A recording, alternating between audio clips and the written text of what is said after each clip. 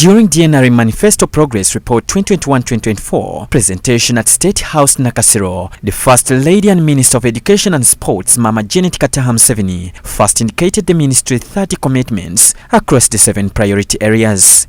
The priority areas included early childhood development, primary education, secondary education and others, completing 90% of the manifesto pledges. Across 7 priority areas of early childhood development, as I've just already said, of primary education, secondary education, technical, vocational education and training, higher education, physical education and sports, and special needs.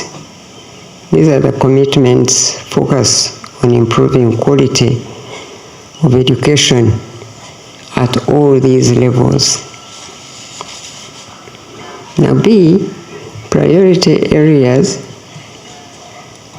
The 30 commitments across the 7 priority areas are highlighted in the table below. Regarding the recruitment of teachers, the minister indicated how the ministry provided a total of 48.07 billion Ugandan shillings to recruit 9,187 teachers across the country from the financial year 2021-2022 to 2023-2024.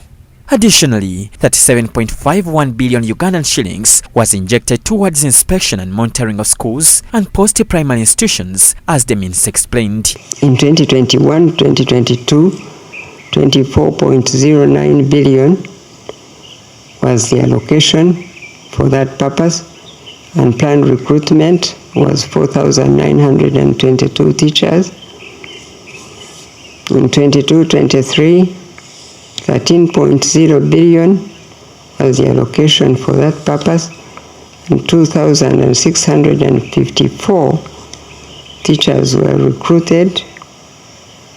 In the physical and sports field, the ministry scored in supporting public-private partnerships for funding sports and recreation, maintenance of the existing facilities, and construction of appropriate standard recreation and sports infrastructure.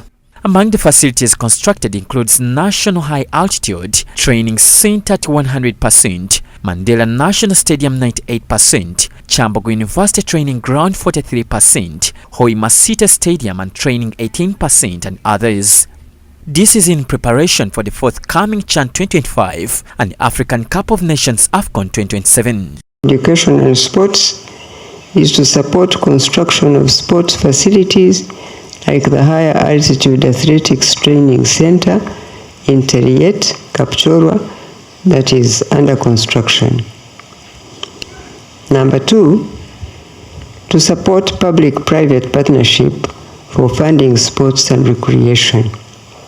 Number 3, to maintain the existing physical education and sports facilities and construct appropriate. Much as the minister introduced the school feeding program, the minister says this has not yet been implemented fully, hence pledging. We still have a problem with some children dropping out of school because of those charges, but government has made a commitment that as budget improves, those charges will be covered by government so that parents and guardians don't have to pay those extra charges, so that we can stop children dropping out of school. The permanent secretary in the office of the president, Haj Yunus Kakande, commended the minister for the milestone. Ma'am, I don't have many things, but just thanking you and thanking the team from Ministry of Education for the work they have done.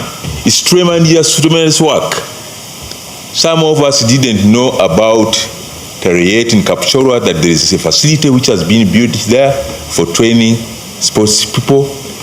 The School of Deaf in Wakiso. During a media engagement held shortly after the presentation, officials from the Ministry of Education responded to various questions raised by journalists regarding the illegal charges in the schools, feeding, TVET and others. I want to say, like the minister and like our statement was clearly stating that we hope that by the next financial year, this program starts. But maybe for your emphasis, which are the 120 old secondary schools, we can also give you that information because it's already available for the public to know those 120 So, and maybe to just inform you that since the closure of the PTCs, the teachers who are upgrading in the core PTCs and also in the NTCs do not do full time.